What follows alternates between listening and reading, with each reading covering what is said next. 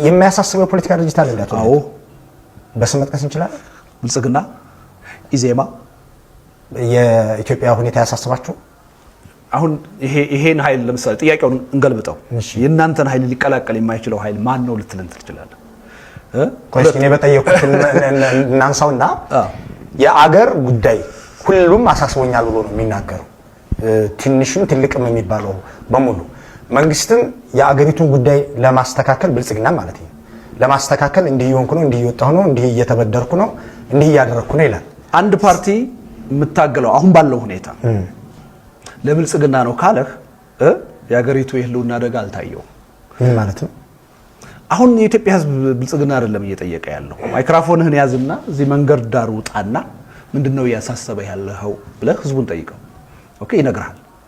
እቺ ሀገር እንዴት ብላ አንድነቷን ጠብቃ ሰላሟን ጠብቃ ትቀጥላለች የሚለው ነገር እንቅልፍ ነስቶታል። ጸሎት እየጸለየ ነው፣ እየጾመ ነው በዚህ ጉዳይ ላይ። ግልጽ ነው። በዚህ ደረጃ የሀገሪቱን አደጋ መረዳት ይጠይቃል። ስለዚህ ለብልጽግና ነው የሚጨነቀው የሚለው ፓርቲ የሀገሪቱን የህልውና አደጋ ገብቶታል ልል አልችልም። ግልጽ ነው። ብልጽግናው ሊያስጨንቀው ይችላል። ያ በኢኮኖሚ ለውጥ በሂደት የሚመጣ ነገር ነው አይደለም?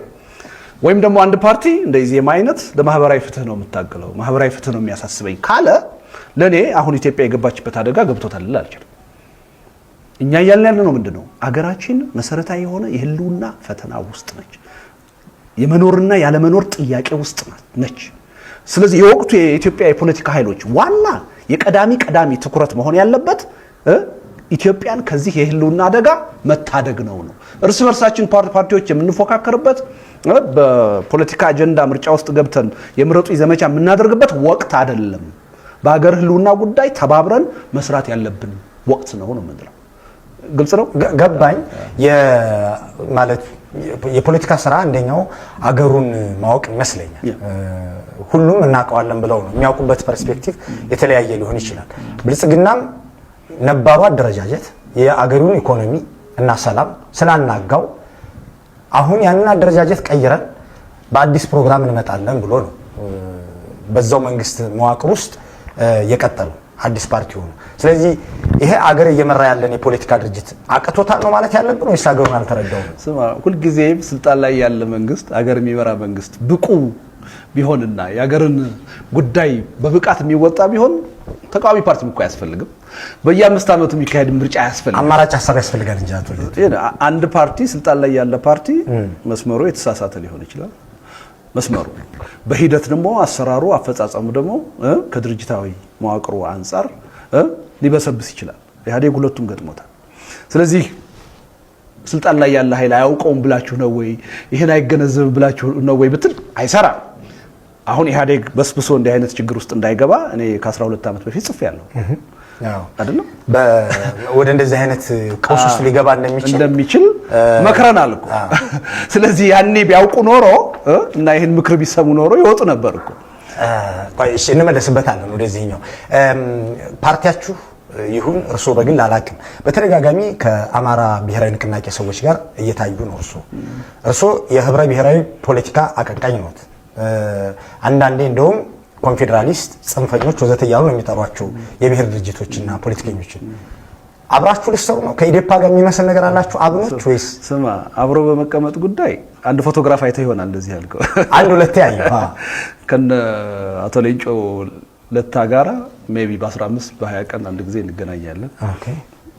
መቀሌ ሄጄ መሰብሰቤን ታውቃለህ። ከአፋር ድርጅቶች ጋራ እንገናኛለን፣ ከደቡብ ድርጅቶች ጋራ እንገናኛለን። ምክንያቱም ህብረ ብሔራዊ ፓርቲ ነው ያለው ኢትዮጵያን የሚመለከት ነው አይደለም? ስለዚህ ምንም ነውር የለውም። ባንገናኝ ነው ነውር የሚሆነው እንጂ ነውር የለውም። ስለዚህ ስትራቴጂክ የሆነ አጀንዳ ግን የላችሁም ማለት ነው? እንደ አጀንዳ ነው ይሄን ስብስብ እየፈጠረ ያለው አላልኩም? የሰላም ጉዳይ ኤግዛክትሊ በዛ ጉዳይ ልዩነት አላችሁ ሆይ ነው ጥያቄው ማለት ያለው። እሺ፣ በዚህ በሰላም ጉዳይ ላይ ከሌሎች የፖለቲካ ድርጅቶች ጋር ብሔርተኛ ፖለቲካ ድርጅቶች ጋር እየተነጋገራችሁ ነው? እየተነጋገርን ነው አልኩህ እኮ ቅድም መጥቀስ እንችላለን። ቅድም ያለ ምክንያት አይደለም። ለምሳሌ እናንተ የአብሮነት ስብስብ ውስጥ ሊገባ የማይችል ኃይል ምንድነው ብትለኝ ነገሩን ግልጽ ያደርገዋል ብዬ ሁለት ነገር ነው። አንደኛ ኢትዮጵያ አሁን ምንም ስጋት የለባትም። የለውጥ ሂደቱን በትክክለኛ አቅጣጫ እየሄደ ነው። ስለዚህ የኢትዮጵያ ሕዝብ ወደ መዋቅራዊ ዴሞክራሲ የመሸጋገር ሰፊ እድል አለው። ጥሩ ሁኔታ ላይ ነን የሚል አካል እኛ ሊጋራ ይችላል። ከብልጽግና ፓርቲ ውጪ ይሄን የሚል አለ? ኦፍ ኮርስ ኢዜማ ለምሳሌ ምንድነው ሲለን የነበረው? እንደውም አቶ አንዳርጋቸው የሰጠው መግለጫ ሰምተህ ይሆናል። ለሚቀጥሉት 10 ዓመታት ትግል አያስፈልግም ነው ያለው። ግልጽ ነው አባባሌ አሉ እንደዚህ የሚሉ ድርጅቶች። ስለዚህ አንዱ የማይጋሩ እነዚህ ናቸው። ሁለተኛ አሁን ያለው አቶ አንዳርጋቸው ኢዜማ ሰው አይደሉም።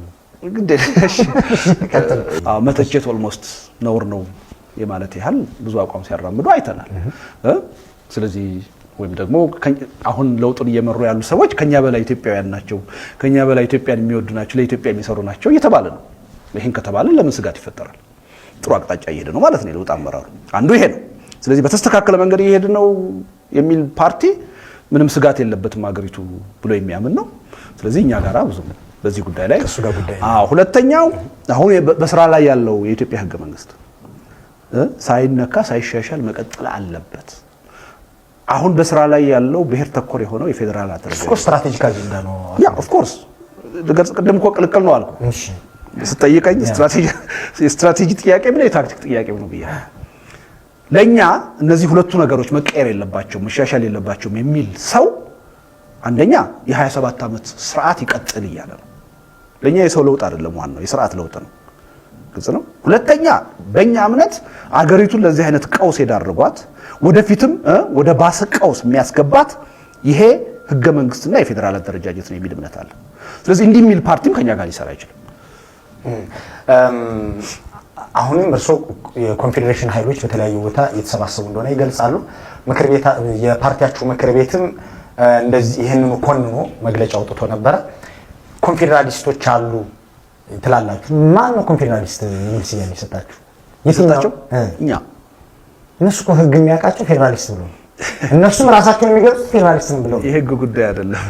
እነሱ አህዳዊ ይሉን የለም እንደኛ እኛ አህዳዊ ነን። ስለዚህ ለዛ ጻፋ አይደለም። አይ የህግ ጥያቄ ስላነሳ ነው። የህግ ጥያቄ አይደለም፣ ይሄ የፖለቲካ ጉዳይ ነው። ቆይ ጥያቄ አቶ ልደት እርሶም ሆኑ ፓርቲያችሁ በተደጋጋሚ በስሙ ነው ድርጅቶች ይጠራል። መጠየቅ ያለብን እማቀው እንደዛ ነው። አሁን መጠየቅ ያለብን የስም ጉዳይ ሊጠራ በሚገባበት ፌደራሊስት ነኝ ካለ ኖ ኮንፌደራሊስት ነኝ ሊባል አይችልም። ለምሳሌ እኔ ያየ ሰው ነኝ ያልኩ ልደት ነው ተብዬ ክርክር ይችላል። ያየ ሰው ነጥቡን ያዝልኝ። መጠየቅ ያለብኝ እኔ ፌደራሊስት ነኝ እያለ ነው፣ አንተ ግን ኮንፌደራሊስት ነህ እያልከው ነው። በምን ምክንያት ነው እንዲህ የምትለው ብለህ ጠይቀኸኝ ሐሳብ ካጠረኝ አዎ እሺ ቀጥታ። ስለዚህ መጠየቅ እነሱም መጠየቅ ያለባቸው አሃዳዊ ናቸው ትላላችሁ፣ በምን ምክንያት ነው ዘርዝሩ አስቀምጡ ይባሉ። ኢዴፓ አሃዳዊ ተብሎ ያውቃል? ኦፍ ኮርስ እናንተ እነሱ ያላችሁበትን ያብራሩልኝ። ጠየቅ። ይሄ የሰጠሁን ጥያቄ ጠየቅኝ። ጥያቄ ያወጣ ነው ዛሬ። እሺ እነዚህ ኃይሎች የሚገለጹት ለህገ መንግስቱ ባላቸው ታማኝነትና ድጋፍ፣ ለብሔር ተኮር ፌደራሊዝሙ ላላቸው ታማኝነትና ድጋፍ ነው። ለኛ እነዚህ ሁለት ነገሮች በኮንፌዴሬሽን አደረጃጀት የሚገለጹ እንጂ በፌደራል አደረጃጀት የሚገለጹ አይደሉም። ህገ መንግስቱ ለምሳሌ እንውሰድ። ህገ መንግስቱ አንድ ኢትዮጵያ የምትባል አገር ቀዳሚ አገር ማለት ነው ኖራ የውስጥ ችግሯን ለመፍታት ብላ አዳፕት ያደረገችው የፌደራል አደረጃጀት እንደሆነ አድርጎ አይደለም ህገ መንግስቱ ላይ ያስቀመጠው። 87 ዓመተ ምህረት ብሔር ብሔረሰቦች የሚባሉ ቡድኖች አዲስ አበባ ላይ ተገናኝተው ተመካክረው ከስልጣናቸው ቆንጥረው ነው የኢትዮጵያን መንግስት ያቋቋሙት። ይሄ የኮንፌዴሬሽን አደረጃጀት ነው። በየትኛው አገላለጻቱ በፌዴሬሽን አደረጃጀት አንድ ወጥ የሆነ ሉዓላዊነት ያለው አገር ኮንፌዴሬሽን ከውጭ ግንኙነት እስከ ከረንሲ አጠቃቀም የተለያየ ፎርሙላ ያለው ነው። በኢትዮጵያ ውስጥ ለፌደራሉ መንግስት ተዘርዝሮ የተሰጠ ስልጣን አለ በህገ መንግስቱ። ለክልሎች የተሰጠ ስልጣን አለ። እንደገና ለፌደራሉ መንግስት ያልተሰጠ ለክልሎች ተሰጥቷል ይላል ህገ መንግስቱ። ይሄንን ክልሎች የበለጠ ጠንክረው ያቋቋሙትን የፌደራሉ መንግስት ለማጠንከር የሚሰሩበትን መንገድ እንዴት ነው ኮንፌዴሬሽን የምንለው? መለስከው ራስህ ጥያቄው። ያቋቋሙትን የፌደራል መንግስት አልከኝ። ስለዚህ በፌዴሬሽን ክልሎች ፌደራል መንግስትን አያቋቋሙ። በፌዴሬሽን ፌደራል መንግስት ክልሎችን ነው የሚያቋቋመው።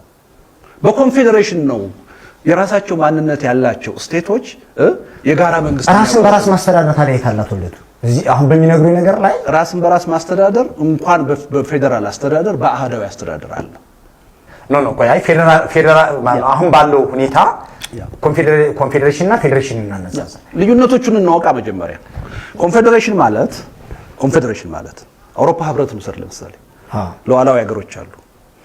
አንድ የጋራ ጉዳይ ማስፈጸም ፈለጉ። ሱፐርናሽናል ነው ከራሳቸው ላይ ከሶቨሬኒቲያቸው ይሰጡታል። ኤግዛክትሊ ህገ መንግስቱን ተመለስና መቅድሙን አንብቡ። ይሄን ነው የሚለው። እኛ ብሔረሰቦች ህዝቦች ወደድና ፈቅደን አቶ ልደቱ ከአውሮፓ ህብረት ጋር እናነጻጽረው የሚያረጋግጥ ለምንድን ነው ማናነጻጽረው? እናነጻጽረዋለን። ያኛው ሪጂናል ኢንተግሬሽን እኮ ለምን መሰለህ? ይኸውልህ አሁን ኮንፌዴሬሽን አደረጃጀት ያለው አገር ብዙም የለም። አንድ ጥሩ ምሳሌ የሚሆነው የአውሮፓ ህብረት ነው። ዩኬ አህዳዊ መንግስት እኮ ነው።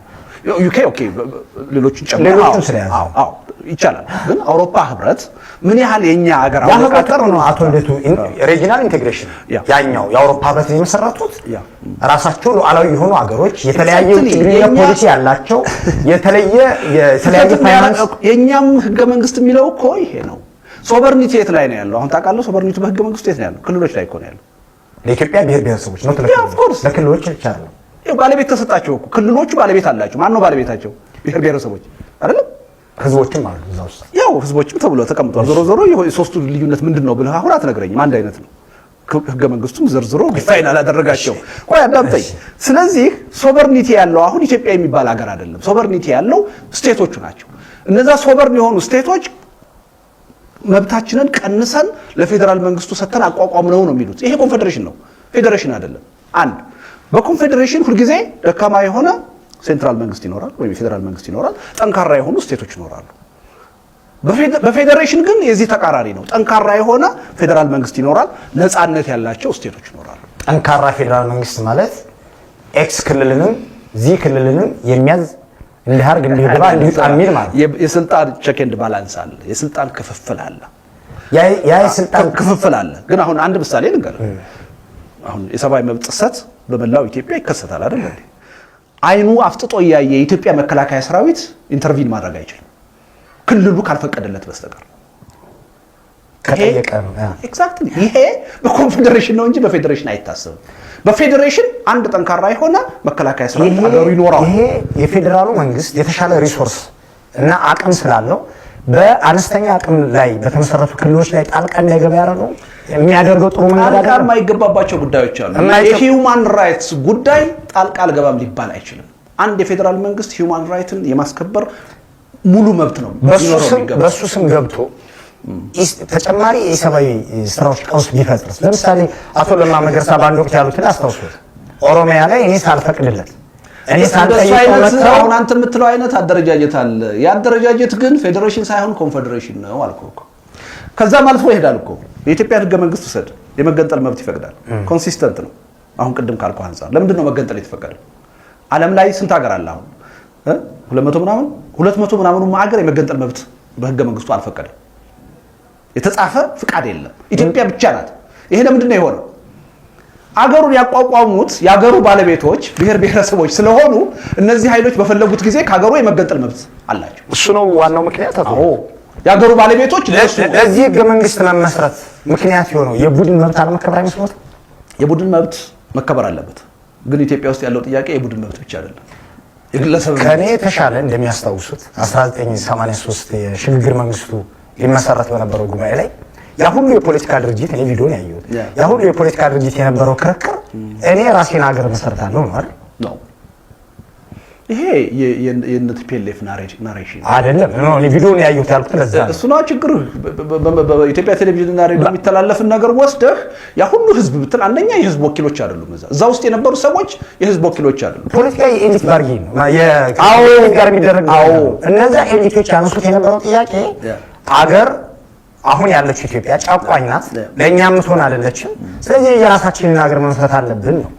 ያንን እየጠየቁ ያሉት የብሔራችን ወይም የቡድናችን መብት አልተከበረም ነው። ስለዚህ ህገ መንግስት ካሚንግ በሆነ ወይ እናንተ ወዳችሁ ፈቅዳችሁ እንድትኖሩበት ያደርጋል። ወዳችሁና ፈቅዳችሁ እንዳትኖሩበት የሚያደርግ አማራጭ ከመጣ ግን አንቀጽ 39 አለላችሁ በሚል መንገድ ቢመጣ ምንድነው ነው? አንደኛ ያ የተሰበሰበው ኃይል አንድ አይነት ኃይል ነው። ብዙ ኃይል ግን አንድ አይነት አስተሳሰብ ያለው ኃይል ነው። ተመራርጦ ነው የተሰባሰበው። የኤሊት መሆኑ ችግር የለውም። ቅድም እንዳልከው አብዛኛውን ጥያቄ የዲሞክራሲም ጥያቄ አብዛኛውን ጥያቄ ከኤሊት ነው የሚነሳው፣ በህዝብ ስም የሚነሳ ቢሆንም። ስለዚህ ይሄን ኤክሰፕሽናል የሚያደርገው ነገር የለም።